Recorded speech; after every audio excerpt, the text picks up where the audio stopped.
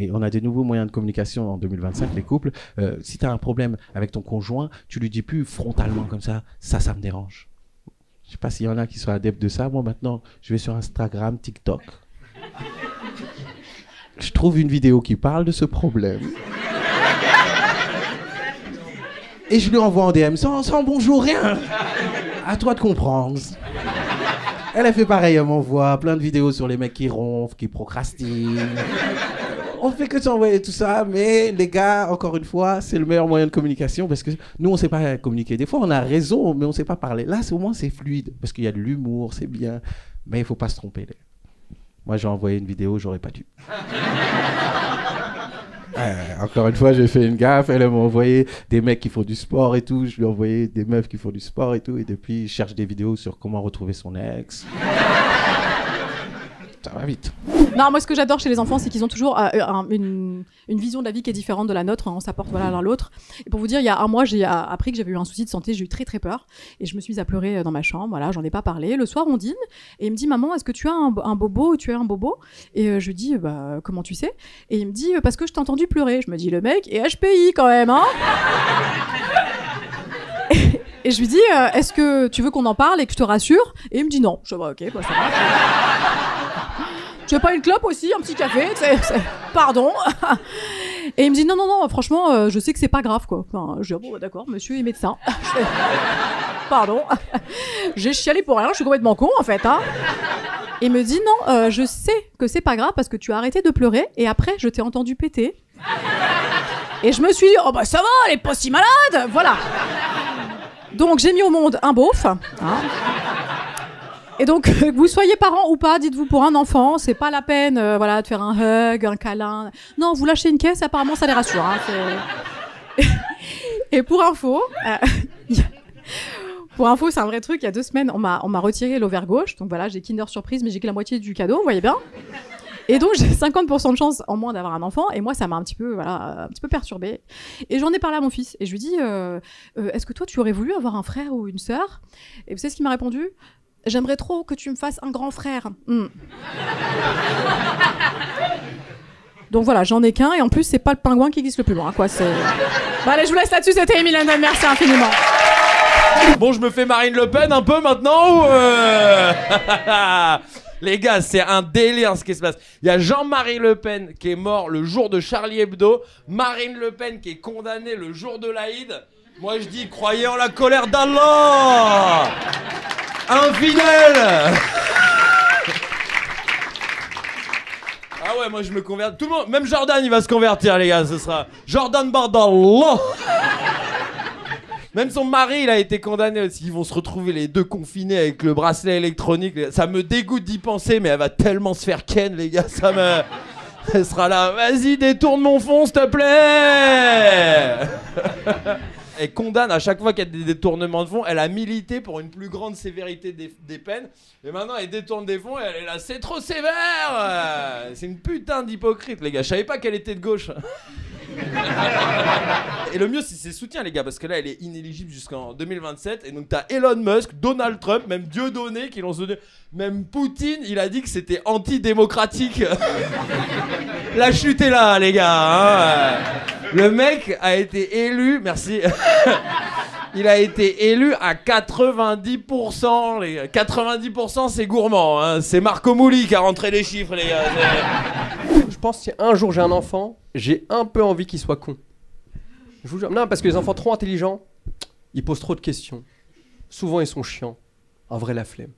Alors qu'un enfant con, tu passes que des bons moments, je vous jure. Des fois je passe devant une école primaire, je vois un enfant qui mange de la terre, je dis putain si seulement c'était le mien celui-là. Je vais voir les parents, je dis mais gardez-le longtemps, il va vous rendre heureux. C'est vrai, regarde juste pour l'exemple, les meilleures soirées que tu passes dans ta vie, souvent c'est avec des cons. Moi mes meilleures soirées c'est j'arrive, il y a un mec que je connais pas, il me dit gros j'ai des pétards, fais-les-moi exploser sur le dos. Tu dis mais la soirée elle va être formidable. Ah, je vous jure. Mais même tu sais les gens qui disent je veux un enfant intelligent, c'est pas vrai. Tu veux un enfant assez intelligent pour qu'il te rende fier aux yeux des gens, mais pas assez intelligent pour t'humilier devant les autres. C'est vrai, moi j'ai un petit cousin 8 ans, il est vraiment intelligent, ses parents ils sont un peu dépassés quoi. Là il y a pas longtemps, repas de famille, on est en train de manger, lui il fait chier un peu tout le monde. Sa mère il dit ça y est t'es puni, va dans ta chambre, et il lui a répondu mot pour mot. sache que cette punition me prive que d'une liberté physique. Mon esprit, il est libre, je peux faire ce que je veux. Vas-y, comment t'éduques quelqu'un comme ça, toi? Moi, il me fait flipper ce gamin, je vous mens pas. Ah, s'il fait ça à 8 ans, qu'est-ce qu'il va faire à 15? Non, je peux pas. Et même moi, je pense le truc qui fait que je veux pas d'enfant trop intelligent, parce que je connais mon niveau intellectuel. Moi, je l'ai réalisé il y a pas longtemps, j'ai été surveillant dans un collège là pendant 2 mois. J'étais à l'aide aux devoirs. Et comment vous dire? Je vous jure, je pensais que j'avais les compétences. Hein. J'arrive, exercice de 4e, maths. Je me dis, je peux gérer. Je vois l'exercice, je comprends rien. Et j'ai sorti cette phrase que j'aurais jamais pensé sortir un jour de ma vie. Je n'en ai réfléchi, et puis relis l'énoncé, la réponse avait dedans, et je suis parti. Moi, acheter de la drogue, j'ai jamais fait ça. Enfin, si, une fois, j'ai essayé, mais c'était contre mon gré en plus. Où en fait, une fois, on voulait partir en soirée avec des potes pour faire la fête et tout. Et chacun de nous avait une mission pour la soirée. Pour que ce soit une bonne soirée, tu vois. Et il y en avait un, c'était il avait la mission de trouver un endroit où aller. Un autre, la mission d'acheter de l'alcool. Et moi, je sais pas pourquoi, on m'a refilé la mission acheter de la coke. Ouh yeah.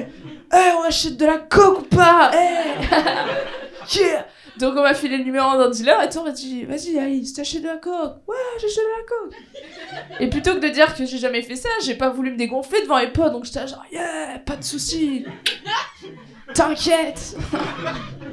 Ouais, je prends combien? 10-15 kilos à peu près. Ça marche.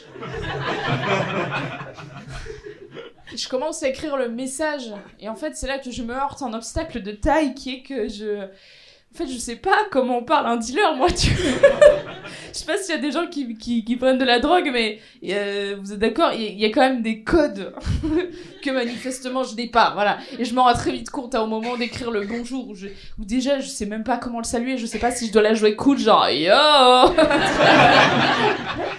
Moi, je suis quelqu'un de poli, en plus, donc j'ai commencé à écrire un timide « Bonjour, bonjour !» avec beaucoup trop d'émojis, puis après, je me suis repris, je me suis dit « Mais putain, Alice, t'es en train d'acheter de la coke, faut que tu sois gang, là, t'es pas gang !» Pense à Pablo Escobar. Du coup, j'ai rajouté 5 émojis pistolets. Ratatatatatatatata. File-moi tout ce que t'as, fils de pute. La meuf fait un braquage par SMS, ça n'a aucun sens, quoi, vraiment, vraiment. Puis après, je me suis dit que j'allais un petit peu fort de café, donc j'ai quand même rajouté un merci, des bisous. Je me suis attaché à ChatGPT. Ah non, je suis tombé amoureux de lui, frère. Chaque jour, je lui parle. Vous aussi, vous parlez comme ça? Chaque jour, je lui parle, moi, ChatGPT. Je suis sûr, si je lui envoie des saluts, ça va, tu vas bien. Je lui parle comme si c'était un humain. Je lui dis, mais je peux avoir une information? Je lui dis merci. Vous dites merci aussi? Moi, je dis s'il te plaît aussi, s'il te plaît. Venez, on lui parle mal. De toute façon, je lui parle comme une meuf. Des fois, à 3h maintenant, je lui dis, tu dors? Il me dit, oui, laisse-moi tranquille. Alors là, je parle avec 2 personnes, là. Je te jure, moi, tous les jours, je lui parle. Une fois, je me rappelle, 2 jours, je lui ai pas parlé. Et je crois qu'il me boude. Je suis revenu lui parler, il m'a dit, arrête de me parler, parle-moi plus, là. Va reparler à Google, Siri, là. Tu m'as trompé, reparle avec tes putes, là. Je te jure, je lui pose plein de questions. Et en plus, il y a un pote à moi, il utilise beaucoup ChatGPT pour des entretiens d'embauche. Il lui fait des lettres de motivation. Mais des vraies lettres de motivation. Mais il oublie qu'il y a un rendez-vous physique. Sans ChatGPT. Le mec, il va le voir physiquement. Qui n'a jamais dit dans sa vie, cependant.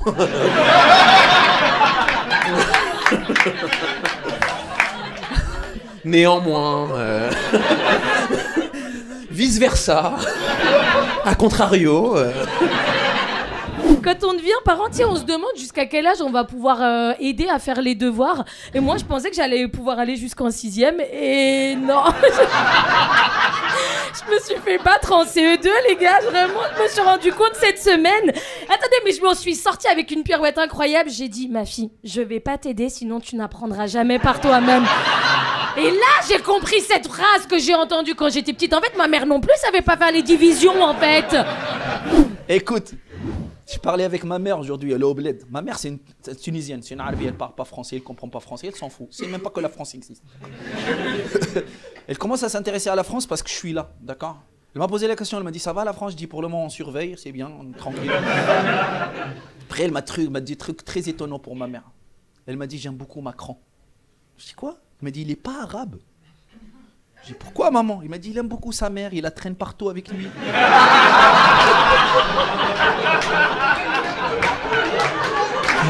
Ah méchant, méchant.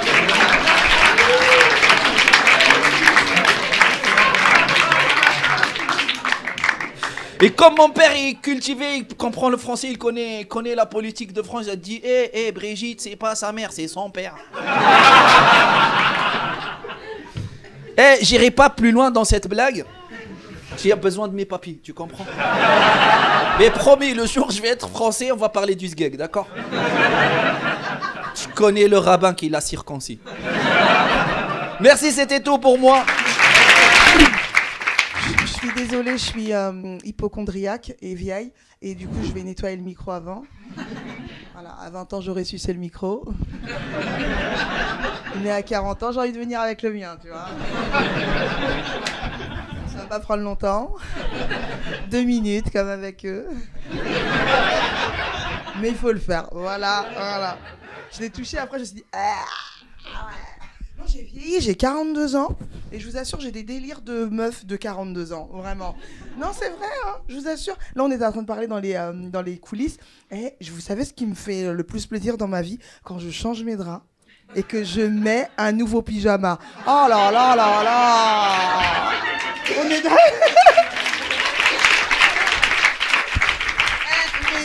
ça satisfait à mon bonheur. Hein. Et je suis là, oh là là là là. Oh là là, coton 400 fils. Oh là là. Oh, du percal. Oh là là. Non, mais c'est là que j'ai vu que j'avais vieilli. Avant, je m'en foutais. Là, il y en a un, il a 20 ans. Je lui dis, des draps propres. Des quoi? Je crois même il a même pas de drap. Moi, je mets le drap housse, le drap plat. Là, voilà, j'ai vieilli. Je vous ai laissé, voilà. Ouais, documentaire sur Bertrand Cantat, le chanteur de Noir Désir qui a tué sa femme Marie Trintignant et qui a été libéré parce qu'apparemment il fait super bien de la guitare. Et du coup, je me suis dit, bah tu vois, en France aujourd'hui, si tu veux tuer ta femme, t'as pas besoin d'avoir un bon avocat, il faut juste un bon album. Du coup, j'ai regardé, attention, Booba il peut en tuer 4, ça peut aller vite. Hein. Par contre, Patrick Sébastien, juste il regarde mal prison, lui ça va très très vite. Et j'ai vu un autre truc qui m'a saoulé, c'est des gens qui disent oui, mais c'est pas un vrai meurtre parce que c'est un crime passionnel. Et ça, moi j'y crois pas. Crime passionnel, ça n'existe pas. Il y a crime, il y a crime. Sinon, c'est trop facile. Moi aussi, demain je fais. Demain, je décide de tuer mon patron, j'arrive, premier jour au tribunal, je l'aimais tellement. Non, monsieur, vous l'avez électrocuté. Oui, c'est le coup de foudre. Et après, j'ai vu une stat aussi qui m'a fait chier. Apparemment, les filles, elles ont une chance sur 6 de se faire tuer par leur homme, et elles ont une chance sur 1 million de se faire tuer par un requin. J'aime pas la stat, parce qu'elle est pas honnête. Parce qu'évidemment, si toi, ce soir, tu rentres chez toi et tu te fais bouffer par un requin, pas de bol, tu vois ce que je veux dire? Ou alors là, on pourra dire, tu l'as un peu cherché. Là, t'as envie de lui dire, meuf, qu'est-ce que tu foutais dans l'aquarium? En plus, un jour de règle. Non, normalement, tu sors et tu t'arraches. Mais moi, je me dis, un requin méchant, c'est comme un mec violent. Tôt ou tard, il va attaquer. J'ai trop de potes, copines autour de moi qui me disent, ouais, mais mon mec, il est pas violent. Moi, il m'a jamais frappé, il frappe que le mur. Et j'ai envie de leur dire, mais à la base, tu penses qu'elle était pour qui, cette patate? Je connais aucun mec qui a un jour mis une patate dans un mur, après il s'est tourné vers le mur, il a dit, ah, tu l'as bien cherché, hein? Avec ta mini-fenêtre là, à la plainte, hein? Et le dernier truc qui m'a saoulé, c'est l'argumentaire de certaines personnes sur Marie Trintignant. Il y en a qui ont dit, oui, mais elle a eu 4 gosses de 4 pères différents, donc peut-être qu'elle était casse-couille, elle a un peu cherché. J'ai envie de dire à tous ces gens-là, peu importe la meuf, elle soit hystérique, casse-couille, ce que tu veux, il n'y a aucune femme qui mérite un truc comme ça. Le film de la vie d'une femme, ça doit obligatoirement être 4 mariages pour une lune de miel, et jamais 4 mariages pour un enterrement. Merci de m'avoir écouté tout le monde, j'ai passé un très bon moment, adorable.